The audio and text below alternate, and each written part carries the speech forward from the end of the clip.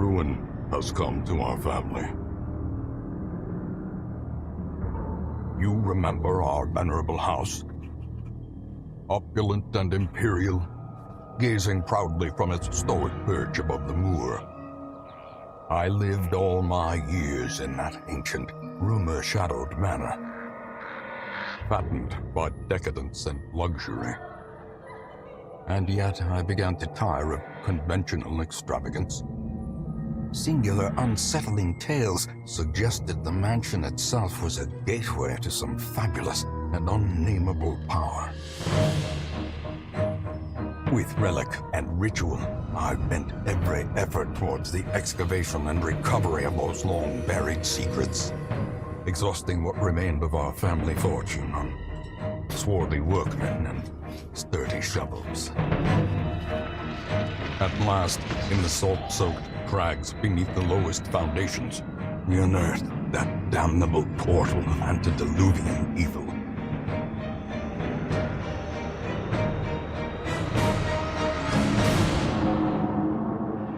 Our every step unsettled the ancient earth. But we were in a realm of death and madness. In the end, I alone fled laughing and wailing through those blackened arcades of antiquity, until consciousness failed me. You remember our venerable house, opulent and imperial. It is a festering abomination. I beg you, return home, claim your birthright, and deliver our family from the ravenous, clutching shadows of the darkest dungeon. Hello everyone, Shadefire here, and today I'm taking a first impressions look at Darkest Dungeon, a early access roguelite with some base building elements sort of similar to Rogue Legacy or XCOM even.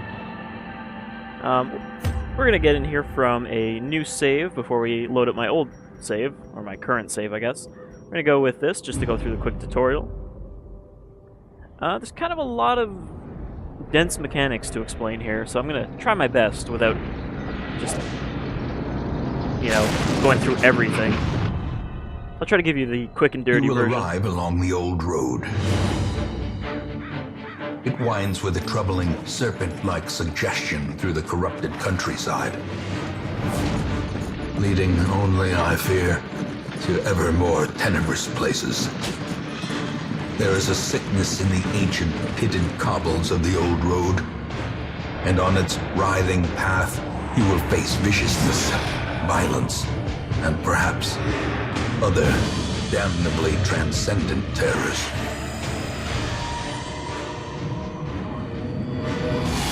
So steel yourself, and remember there can be no bravery without madness. The old road will take you to hell, but in that gaping abyss, we will find our redemption. Alright, so this is the tutorial.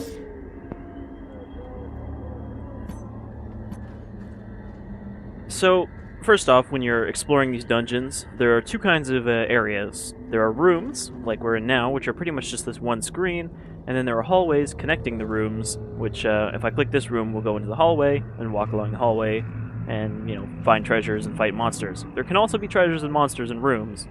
In fact, if there's a treasure, there seems to always be a fight along with the treasure in a room. These are our two characters, our two classes, our Highwayman and Crusader. Crusaders are sort of, you know, they're not quite tanks, but they're kind of your tough guy frontliners, whereas Highwaymen are better at dodging and shooting, though they also have a dagger. Normally we would have a party of 4. In fact, you cannot go into a dungeon without a party of 4, but for the tutorial we've only got these 2. Having 4 people will become important, because there's a lot of positioning have stuff. Run up these lanes. Keep to the side path. The hamlet is just ahead. So this is just our basic tutorial. We're going to learn how to fight and stuff. Basically all you can do is walk forward and backward. Walking backward will stress out your guys. You can see we've got a health meter and a stress meter. The stress meter is a very important mechanic. Pretty much everything will stress your guys except very few sort of, you know, heroic things like getting a crit will give you a little bit of stress back, but taking damage, spending time in the dungeon, getting trapped, all those sorts of things will give them more stress. When you're stressed, this thug in brutal fashion, that all may hear of your arrival. when your stress hits 100, something bad or potentially beneficial can happen. It's sort of random, which we might see in this video. Alright, so combat. Combat is turn-based. I believe character order is determined by your character's speed stat down here.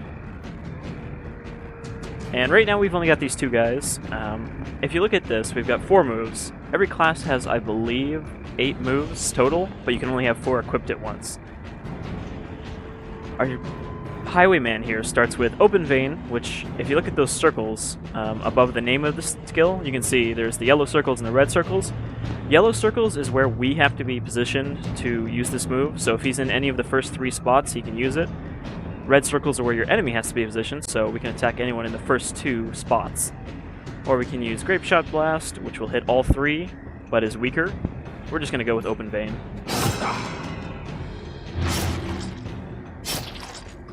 Has a chance to bleed. Bleed is pretty self-explanatory. It's just damage over time. Alright, our Crusader, on the other hand, has another just basic melee with a boost against Unholy, but this guy, as you can see, is just a human. We've got Zealous Accusation, which you can see does less damage mod of minus 40%. A lot of skills will do less than full damage, but will have other beneficial effects. I think every class has some sort of equivalent of this, which is just a basic hit. Stunning Blow, which might stun him, in which he can't do anything for a turn. And Bulwark of Faith, which will increase our torch meter, which I'll explain in a minute. And also give us some protection. But we don't need that, we're just going to hit him. He's almost dead. Confidence surges as the enemy crumbles.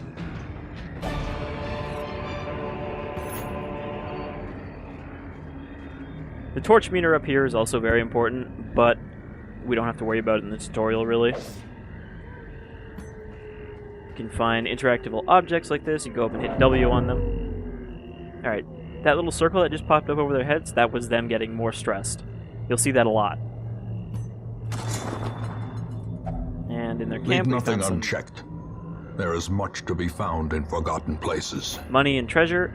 This is our inventory. I don't think it ever gets bigger. So everything you find has to be able to fit in here for you to bring it back. In bigger dungeons, you're going to have to dump some of it. Like, normally I'd dump these citrines because they're only worth 250, unless I had a bunch of them. An ambush. Send these vermin a message. The rightful owner has returned, and their kind is no longer welcome. Also, the narrator there is, of course, our uncle, who unleashed these eldritch Lovecraftian horrors upon the world. I guess he's now narrating from beyond the grave. Anyhow, this guy's fairly tough. You can see he's got 35 health.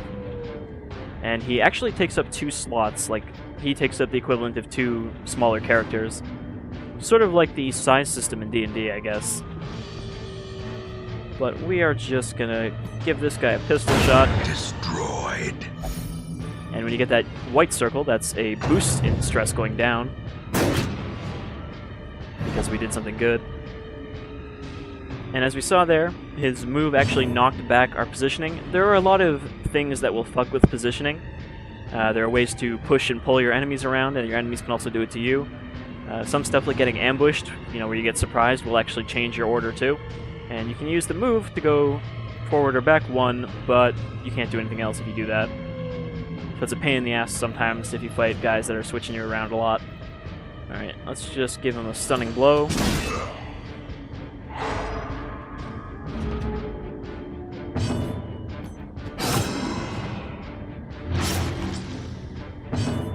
I could actually probably stun lock him if I just kept doing that.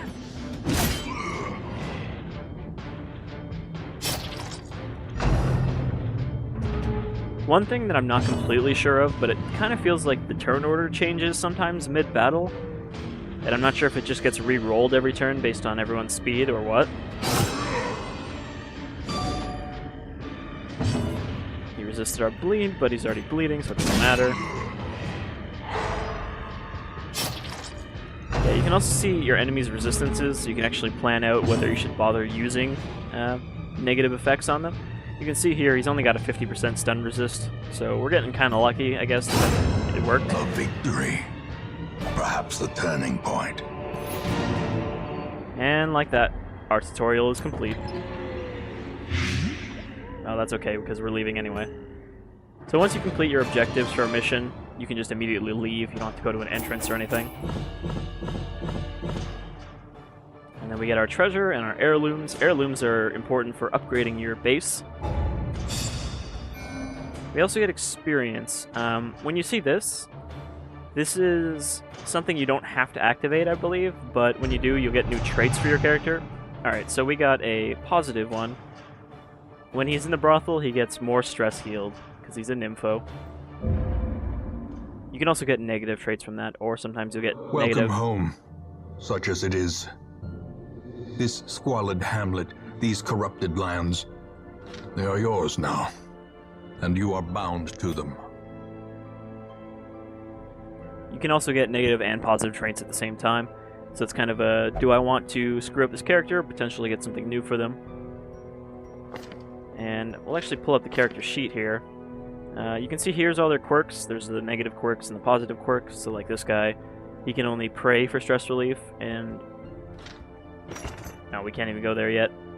But when you're in town, or when you're in our estate, I guess, there are all sorts of buildings here. Blacksmith, guild, abbey, sanitarium, tavern. Some of these are just for reducing stress.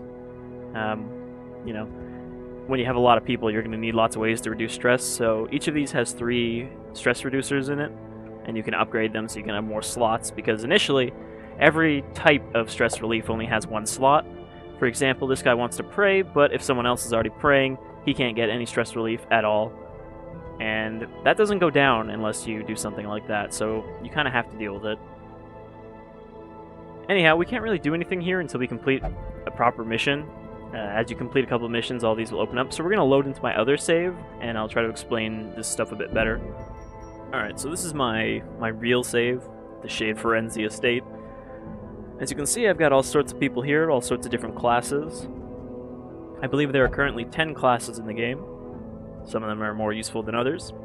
And we've got everything unlocked. So, as I mentioned, there's the stress relief stuff. The abbey is a stress relief thing. The caretaker, who takes care of the manor, he's kind of an asshole, as he will always be taking up one of these slots somewhere. And it can be a real pain early on when you only have 1 slot for, like, all of them. If we pull up this is our upgrades. Upgrades cost various heirlooms and such. You can see, like, the busts, paintings, deeds, and crests. These are all things you collect in dungeons, and then you can use them to upgrade various stuff. You can see here we can upgrade more slots, stress recovery, more slots, also stuff like reduced costs and stuff like that, as it's fairly expensive for people to pray, apparently. The bar is the same thing. Oh, that's not the bar. Yeah, the bar is the same sort of stress relief thing, and there's also... Oh no, I think it's only the 2, actually. Yeah, there's the bar and the abbey. There's the sanitarium, where you can actually get characters' quirks removed, which is kind of important, as I had one character who had 2 of those negative traits where they'd only do a certain activity, but they sort of canceled each other out, so he wouldn't do anything for stress relief, so I had to relieve one of them, or otherwise he was going to be basically crazy all the time, which is not good. You can also upgrade the sanitarium, so you can treat more people at once, and so it costs less. And then we have the Stagecoach, where you can hire new people. There will be new people here every time you complete a mission, so you'll never really run out of new recruits, but of course these guys are all base level 0 guys, so they're not that useful. You can upgrade the Stagecoach so that you can have more guys here, so you have more options, as well as our Barracks, which increases the number of people we can have. I can have 13 right now, but I only have 10. I haven't been taking everybody anymore, just certain classes. I'm trying to have like 1 of each class, and then a couple extras of the more useful ones. We've got our various upgrade stations. The guild, where you can upgrade your actual skills, as well as buy the rest. Every character that you recruit will start with 4 different skills. They don't always start with the same ones for that class. You know, sometimes she'll have like these 4, or these 2 at the bottom and these 2 at the top. So some characters start off more useful than others. Of course, some of these, you know, kind of determine what position your character has to be, so some of them complement each other a lot better than others. For example, you don't want to have a bunch of, like, 2 skills that are front line only and 2 skills that are back only, because then you're only ever going to have 2 skills available to you. We also have the Blacksmith, where you can upgrade your equipment. You know, not too complicated. As you upgrade that, you can get better equipment, and it costs less. There is the Nomad Wagon that sells trinkets. These are basically just, like, extra equipables that, they pretty much all increase something and decrease something else, so I never bother with them, as I don't really like things with trade-offs, unless they sort of polarize your character by making her strengths better and her weaknesses weaker, or whoever. And I think that's everything here. Oh, and there's also the Survivalist, which lets you upgrade camping skills, and camping skills are important for long missions. They're basically sort of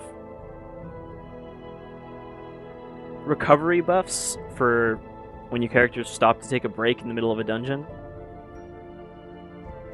And I think that's everything we need to really explain here. I apologize if I forget anything important. So we're just going to embark on a mission. So you can see there are 5 areas. Originally, you only have the ruins, which are, you know, the easiest area. That you can see some of these have different levels attached to them. There are levels, and then there are lengths. A medium mission obviously will be longer. Any mission longer than short will have camping involved. What do we got here? Exterminate, kill the necromancer. So I already killed one boss in the ruins, the apprentice necromancer. Which, if we pull up this, you can see there are quest goals for all these bosses. There is going to be a full, like, proper story to this game, but it's not going to be in until it's complete. So you're not going to get half of a story like you do with some early access games. We've also unlocked the Wild. I'm trying to figure out how to say that, if it's supposed to be a fancy way of saying wild. And the Warrens, which I've only explored once, and they kind of sucked because they're basically Blight Town from Dark Souls. So we're going to go with a short mission in the Wild. If there is one. Alright, I guess we'll go with a medium mission, but level 1. I'm probably not going to finish this whole mission, because this video is going to be kind of long either way. We're going to send our level 2 Hellion, Ponchardon. I don't know how to say that. Let's see. We'll send our new Highwayman. He's level 0, so he's probably going to die, because this is a long mission. Who else do I have that's not recovering? Send Pevrel, the another Crusader, and kind of want to send this Occultist, but you can see he's a bit stressed already, which is bad in a long dungeon. I guess we'll send the Plague Doctor instead, and hope that she doesn't die. I believe Dismas here is actually one of the starting characters of the 2. The other guy died. You will go through a lot of people, as this game does have permadeath. Alright, let's go for this stave off sickness. So, after you pick a mission and your characters, you got a provision. These are supplies that you can only use for this mission, so if you buy too much, you don't get to keep them for the next one. So you kind of have to gauge how much you're going to need. Since we're going into the Wild, we're going to need some anti-venom, as there is quite a few poison enemies here. We're going to need a lot of torches. Torches are important. We're going to need a lot of food, as your characters can starve if you don't have enough food for all of them. And they each take 1. We're going to take 12, maybe? Even that hasn't been enough for some of these. And we're going to take a shovel. And maybe some bandages. Pricey, but these medium missions usually bring back a decent amount of gold. Our land is remote and unneighbored. Every lost resource must be recovered. Alright, let's see if I position these people right. She's good for the front line. He is good in second slot. You are good for everything except for that one, I think. And you are... yeah, okay, everyone's in a good spot, I think.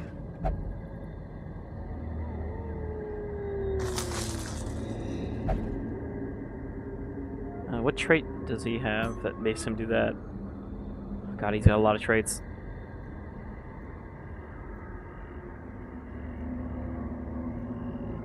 Oh, I guess so. If we find something paranormal or find a dead corpse, he will insist on being the one to search it. Whoever character you have selected with this little yellow thing is the one that will interact, so if a trap goes off, it's them that will be affected. Alright. Nature herself, a victim to the spreading corruption. If we don't have a shovel... Malformed with misintent. If we don't have a shovel for something like this blocking the path, we have to clear it by hand, which will take damage for everybody, and stress. We're just going to hit it with a shovel.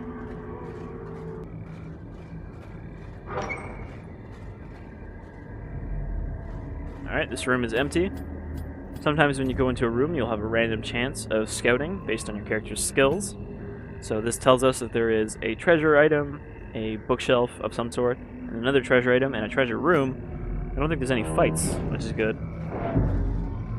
You can see that this is a fairly large map. It will probably take longer than we have to get through. But I want to get through about half of it to... Oh god, another one already? Alright, we're gonna have to take damage here. Without tools of iron, you must rely on flesh and indefatigable purpose. You can see it's getting real dark. Our torch is getting really low. It tells you right there what the benefits are. Basically, you get more loot if your torch is low, but everything else is harder. So you want to keep the torch high unless you are going in with high-level characters. Alright, some of the medicine we need.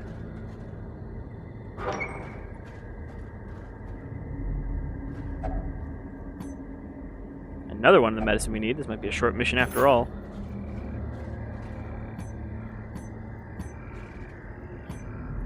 Though it is a little bit of a pain that the specific things you're looking for don't show up as anything different on the map. So you won't actually know, like, oh,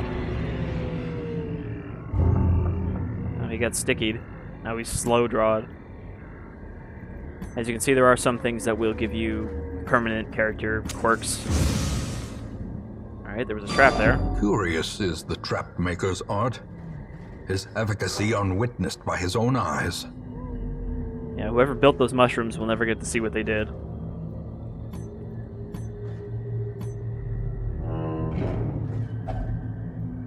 Alright, so we got hungry, but we've got plenty of food, so everybody's good. Starving has really fucked me over before in some of the longer missions. As when I went to fight the Necromancer Apprentice, I got two starves really close together and was suddenly not prepared to fight him. And weirdly, everybody died doing that mission, but they also killed the Necromancer before they died, and his minions killed the rest of them. But it still counted as a success. As I mentioned, walking backwards will stress your guys, but once you get to a room, you can basically turn around and go back the other way.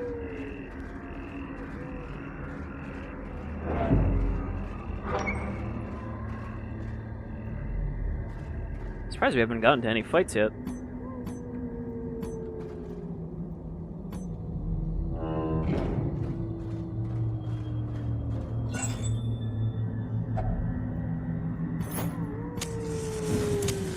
The way is lit. The path is clear. Apparently I should have brought a lot more shovels. Only the strength to follow it.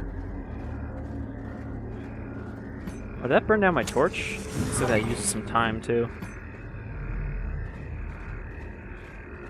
Alright, this is so far the emptiest dungeon I've ever seen.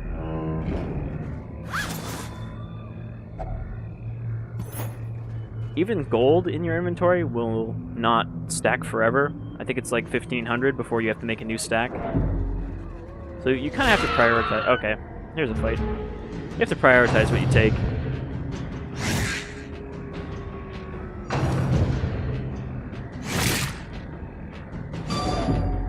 These maggots aren't very tough.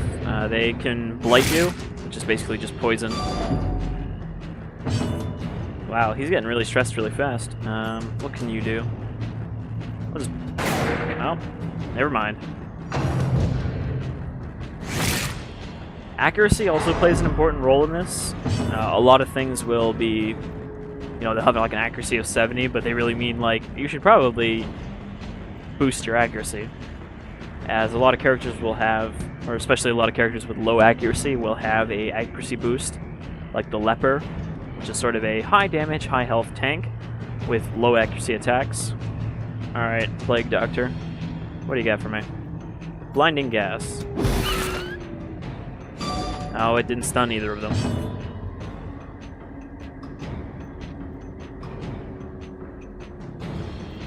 Probably just hit these guys. Executed with impunity. And then my Hellion has a useful attack that will hit all three of these guys, and it could kill all of them. Be gone, fiend. But it didn't.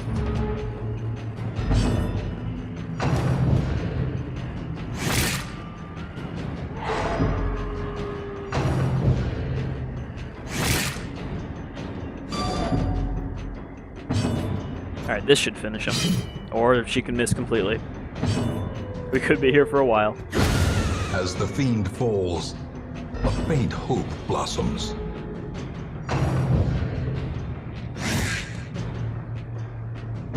I really like the sort of grimdark look of this game. It's similar to a couple of the very specific comic book series. Press this advantage. Give them no quarter.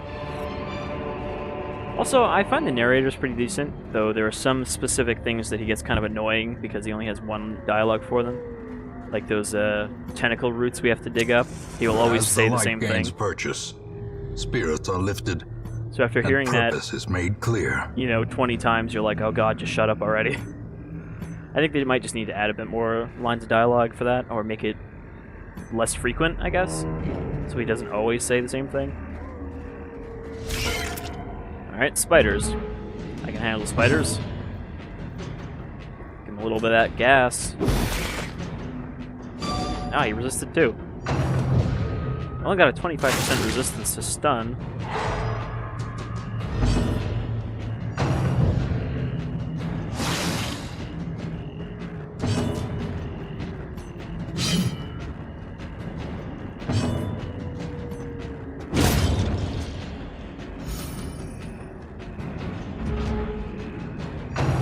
None of these characters I brought really have any fancy positioning moves.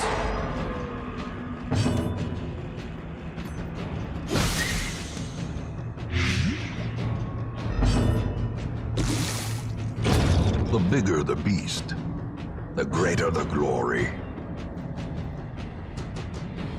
So she has Adrenaline Rush, which will buff her and make her more accurate, but we're gonna hope she actually hits this time. Confidence surges as the enemy crumbles. And those spiders were carrying treasure for some reason. Alright, there's the third thing we need. So, we could just leave, but of course there's always more treasure to be had. Alright, check the corpse. Good job. You fool. But we have some anti-venom, so he's alright. Alright, let's, since we're already done the objective, let's just pull camp here to show that off, and I think we'll be done. Circle in the dark. The battle may yet be won. So when you camp, the first thing you have to do is decide how much food everyone's going to eat. You could say they 4 of them have to split 2 things of food, which has no benefits, but has no negative downside. Or you can give them the full meal, and they'll get some health back. Or you can give them twice as much, and they will reduce some stress and get more health. And then we get the Respite Period. This is sort of a... I feel like this is sort of a Dungeons & Dragons 4th edition resting thing. Basically, every character has camping skills that we could upgrade in town at the Survivalist that will allow them to do various things to buff each other. Like this will just heal somebody else, and it uses 2 of our time units, which we have 12 of. However, most characters cannot use these on themselves unless it says self only. We can increase our chance of scouting. He can buff himself, and I think that buff will last until the end of the dungeon.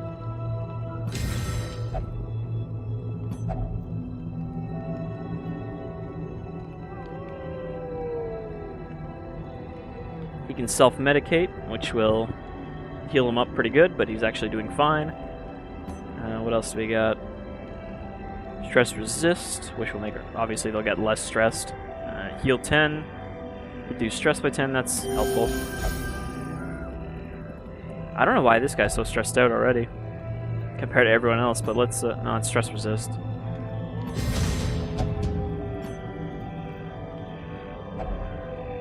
A lot of classes will also have this sort of big stress boost to themselves, which will stress everyone else out a little bit. Like, she'll curse the gods. The leper will take off his mask that he covers his gross face with.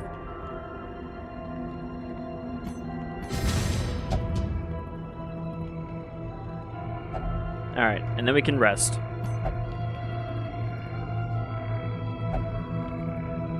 And they'll all say their little things to each other. And sometimes you will be attacked in your sleep.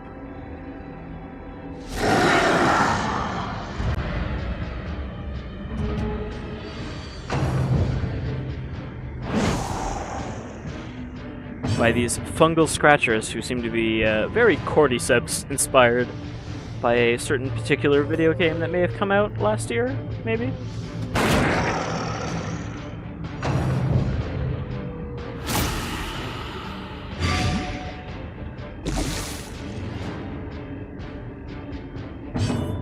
Now he's freaking out about antivenom, but he can also just cure himself with battlefield medicine. Sometimes it's useful to be a plague doctor. Alright, so you can see our whole order was fucked up by that being surprised. The Crusader has Holy Lance, which will, as you can see, push him forward 1. So it's not just fucking with the enemy's order, you can also switch around your own.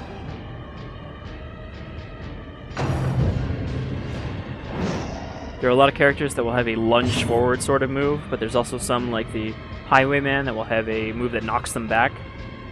He has like a point-blank shot that will push him back 1.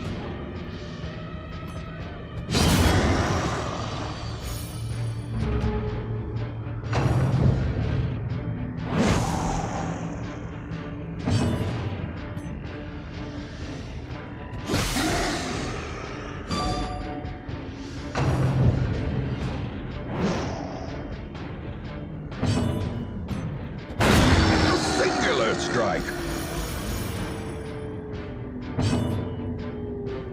And we've also got the ability to bleed them out, but of course it's better just to hit them. With harder enemies, buffs and debuffs are definitely a lot more important. That overconfidence is a slow and insidious killer. And then we get our torch back to full. The match is struck. A blazing star is born. And I think we're gonna just leave. There's more rooms to clear. But I think we've pretty much covered the majority of the basics. Obviously there's a lot more depth in this than I even am familiar with yet. These medicines will prevent the outbreak of epidemic at our struggling hamlet. And I apologize if I skipped over anything important.